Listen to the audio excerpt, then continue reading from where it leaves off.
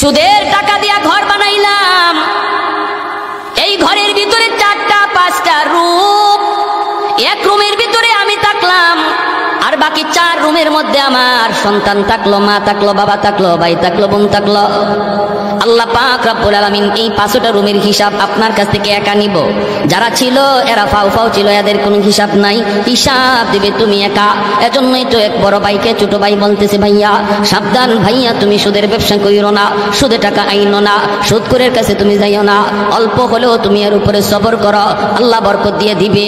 বড় ভাই কই চুপ থাক, তুই মাদ্রাসায় গেছো মাত্র, এখনই পণ্ডিতি কইরো না, এখনো কিন্তু বড় হুজুর হও নাই, চুপ কর, তুই বেশি কথা বলবি না। ছোট ভাই বলতেছে, ভাইয়া ও ভাইয়া তোমার হিসাব কিন্তু কেউ দিবে না, কেউ দিবে না, হিসাব শুধু তুমি একা একাই দেওয়া লাগবে। বড় ভাই কয় কসকি তুই, আমি কষ্ট করে করে আইনা সবাই খাওয়াইলাম, আমার বিপদের সময় কেউ দাঁড়াবে না। কয় না, ভাবিও তোমার বিপদের সময় দাঁড়াবে না, ভাতিজাও তোমার বিপদের সময় দাঁড়াবে না, আব্বাও তোমার বিপদের সময় দাঁড়াবে না, আম্মাও দাঁড়াবে না, আমি তো দাঁড়াইমু না। ওই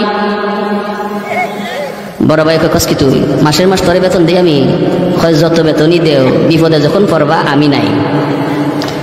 বড় ভাই কয় কসকি, আমার বউ? বলে বউ না, কয় দূর হর, আমি এত কষ্ট করে ফালতেছি, আমার বিপদে দাঁড়াইবো না, কত দুনিয়াতে পরীক্ষা করবা? বড় ভাই কয় পরীক্ষা কেমনে করবি? কয় দুনিয়াতেই তুমি বিপদে পড়ে দেখো তোমার পাশে কে দাঁড়ায়। কয় কেমনে বুঝবো? কয় তুমি মরা মানুষের বান ধইরা বিছানায় পড়ে দিও, বাকিটা শুধু খালি শুনবা কে কি কয়। আচ্ছা ঠিক আছে। বড় ভাইরে ছোট ভাই নিয়ে যাইতেছে, বট গাছের তলে যাওয়া মাত্রই বড় ভাই পড়ে গেছে। ছোট ভাই বড় ভাইরে লাশ বানায়া বাড়িতে আইনা কান্না শুরু করছে, আব্বা, ও ভাবি, ও মা, কি রে কি হয়েছে? কই ভাইয়া মইরা গেছে। কেমনে? কই জানি না, জানি না, বট গাছের তলে যাওয়া মাত্রই দেখা যায় ভাইয়া মাটিতে পড়ে গেছে। ও আব্বা গো, আব্বা গো কয়ে ছোট ভাই কাঁদতেছে, বড় ভাই মরে গেছে। ভাবি আইসা স্বামীর লাশের পাশে আইসা ভাবি কাঁদতেছে, এইভাবে তার বাতি যাওয়ায় কাঁদতেছে, সবাই তো কান্দে, বাবাও কান্দে, মাও কান্দে। ওই অবস্থায় এসে বলতেছে, আব্বা একটু সময় আমাকে দিবানি? কেন? কয় আমি একটু হুজুরের কাছে যাব, মুফতি সাহেবের কাছে, জিন হুজুরের কাছে যাব, যাইয়া হুজুরের কাছে একটু পানি ভরা নিয়ে আসবো। আমার মনে হয় ভাইয়ার দম আটকে আছে, এটা মনে হয় কোনো জিন্নাতের কারসাজি, কারণ বট গাছের তলে ঘটনাটা ঘটছে, আমি একটু পানি পড়া নিয়ে আসি, একটা ফুল নিয়ে আসি। বাবা কইতা, বাবা তাড়াতাড়ি যা।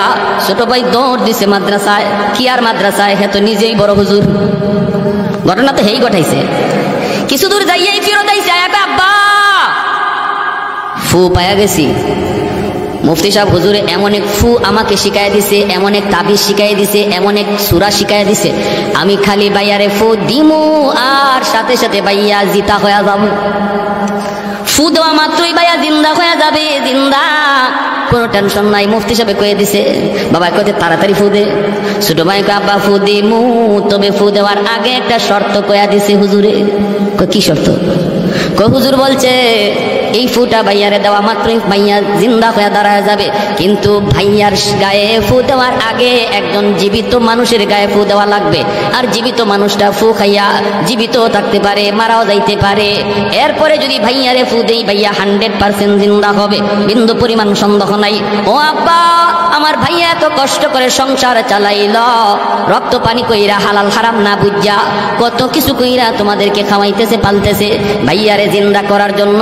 বাবা গ, তোমার শরীরে ফুটা আমি দিমুনি, তোমার গায়ে আমি ফুটা দিমুনি, তুমি ফু খাইয়া বাঁচতেও পারো, জীবিত থাকতে পারো, তবে জীবিত থাকাটার সম্ভাবনাই বেশি, মারা যাওয়ার সম্ভাবনা খুব কম। ভাইয়ারে বাঁচাইতে আব্বা তোমার গায়ে ফুটা আমি দিমুনি। এমনি বাপে কয় রাখ, এর বউরে ডাক দে, বুঝছেন অবস্থা? কি কয়? কয় রাখ। ছোট ভাই আব্বা তুমি যে মরে যাইবা এটা কিন্তু 100% না, সম্ভাবনা আছে, তবে ভাইয়া যে জিতা হইব এটা 100%। আব্বা ভাইয়ার লাগে কি তুমি এই রিক্সটা লইবা না? কয় রাখ রাখ, এর বউরে ডাক দে, আমি রিক্সা যেতে রাজি না। বাপে কি কয়? আমি রিক্সা যেতে রাজি না, বউরে ডাক দে। হ্যাঁ কানে কানে ভাই মরা না জিতা, জোরে কোন না, মরা না জিতা। বাপে যে কইছে আমি রিক্স লইতে রাজি না, এই কথা ভাইয়া শুনছেনি? হ্যাঁ, কানে কানে গিয়া কয় ভাইয়া শূন্য, খালি শুন ভাই তুমি। আর হেও আস্তে আস্তে কয় তুই দেখিস পাখি জানি কেউ আবার গরম পানি ডালে। কয় না না, এই চিন্তা করো না তুমি, আমি আছি। হয়তো খেয়াল রাখে, আমি সব শুনতেছি। ভাবি ডাক দিছে, ও ভাবি ভাইয়া ভালো হইব। মুফতি সাহেব হুজুর একটা ফু শিখায় দিছে, যদি ফুটা দেই ভাইয়া সরাসরি ভালো হয়ে যাবে, জিতা হয়ে যাবে, আর মরা থাকবে না। কিন্তু ভাবি গ একটা শর্ত আছে গো ভাবি, এই ফুটা কিন্তু একজন জীবিত মানুষের গায়ে দেওয়া লাগে। জীবিত মানুষ ফুটা খাইয়া মরতেও পারে, জীবিতও থাকতে পারে, তবে মরবার সম্ভাবনা কম, জীবিত থাকার সম্ভাবনাই বেশি। আব্বারে বলছিলাম ভাইয়ারে জীবিত করার জন্য ফুটা গায়ে দিমুনি, বাবা রাজি হয় নাই, তোমাকে ডাক দিতে বলছে। ও ভাবি কত আদর করলো আমার ভাইয়ে গো, ঈদে ঈদে তোমার শাড়ি কিনা দিল, যখন যা চাইছো তোমার তা কিনা দেয়, কত স্বর্ণ কত অলংকার কত কিছু করলো, যা আবদার রাখছো সব ভাইয়া তোমার কিনা দিছে গো ভাবি। এই ভাইয়ার জন্য তুমি কি একটু রিক্স লইবানি?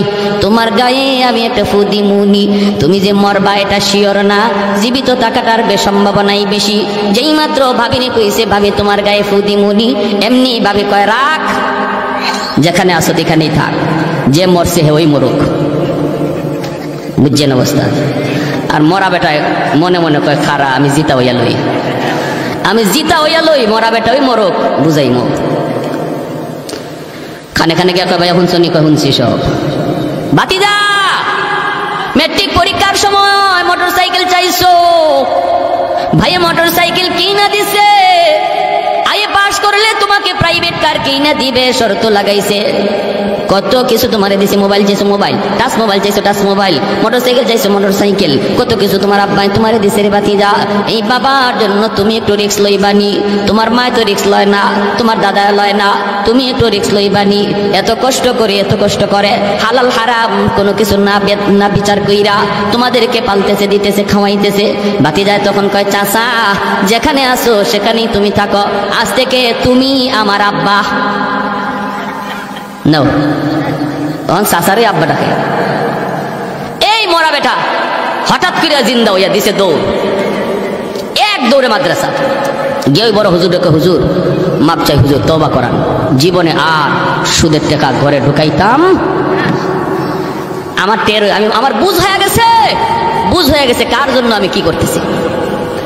এজন্য আল্লাহ পাক রব্বুল আলামিন কয় বান্দা তুমি যদি ঈমানের সাথে নেক আমল করো রে, এক নাম্বার পুরস্কার হলো হায়াতান তাইয়্যিবা। পুরস্কারগুলো একটু মনোযোগ দিয়ে শুনুন।